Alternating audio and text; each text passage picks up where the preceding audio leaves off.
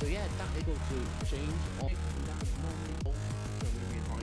Now as you can see, I've got to do remove these M10 drive. So anyway, let's get it set. Good morning, you handsome lot, on this fine Tuesday, Monday, Tuesday kind of feeling day. Hope we've all had an absolutely epic bank holiday and a little bit of nice chilling time. But we are straight back into it with a little 2015 Nissan Micra, which is having a clutch replacement. Now I've had to plod on a little bit because I haven't charged my GoPro up over the weekend. I've removed the battery tray. We've got the gear cables off the selectors. I've just had to remove the top half of the airbox, which is by there, just to give me a little bit more accuracy at the top here. Now normally what I do, take it off the engine gearbox mount there, drop it down and do everything from underneath. But on this one, all the top bell housing bolts are just as easy for me to get from the top. So we're going to get them removed, and also the starter motor as well. Now I've removed all the upper bolts and one bolt out of the starter motor, which are here, and also the bolts out of the gearbox mount here. I've removed the two back ones, which are there, slackened the front one off, because we can do that one from underneath. Now we're going to get a vehicle up to working height, and we're going to get the front wheels off. Now as you can see, I've got the wheels off. What we're going to do is remove the dry shaft nuts, and we're going to get a soft punch and just make sure that they're not seized into the hubs there. And then once we've done that, we're going to take it up and remove all the ball joints. Because we're going to be working in this passenger front wheel arch area, what we've done, removed the plastic trim, so we have got maximum space. You should always make enough room for yourself. Do not struggle. Finally, we have got the vehicle up in the air now. As you can see, we have removed both the dry shafts, and we've also removed the gearbox oil, put it in a nice little clean receptacle, because we're going to be reusing that. Let's come round to the back. There is a little bit of a heat shield that you have to remove just off the gearbox. I should imagine you could do it with it in place and just remove them two bolts there, but we're going to take it off. More room the better. Right, let's get our little apprentice now and support this engine. Now as you can see, I've got my lovely little apprentice supporting that engine now with a block of wood just on the aluminium part of the block rather than the sump. Now this is why I like to use my little 3/8 flexi head ratchet, so I can just undo that last bolt in that gearbox right now, and that is nice and free, and we're not faffing about going up and down, up and down, up and down. Brilliant.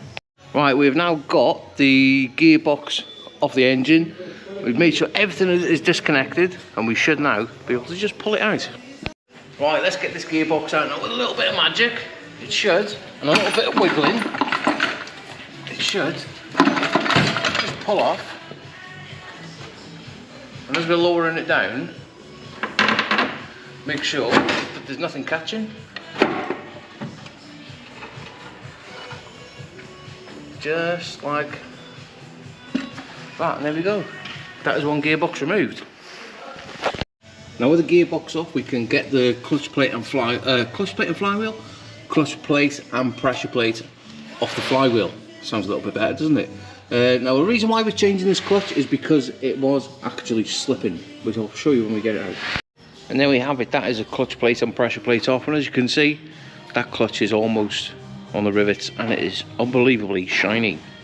Right, let's come back around to the gearbox now. We need to remove this concentric slave, and it's very simple to remove. There's two 10mm, and then that will just pull off.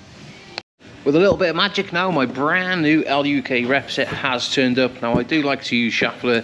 It is my preferred clutch, and we do get a three-piece clutch plate, pressure plate, and also the concentric slave. Let's start with this. Let's get this on. Make sure that that surface around there is nice and clean, and then we can get it on and get it torqued up to about normally 8 to 10 Newton meters. Right, now let's get the clutch plate and pressure plate bolted back up to the flywheel.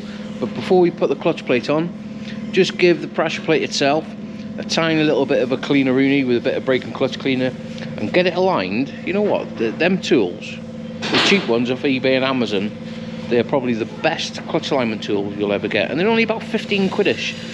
Now make sure that that clutch is equal all the way around, otherwise we will not be getting that gearbox back on that engine.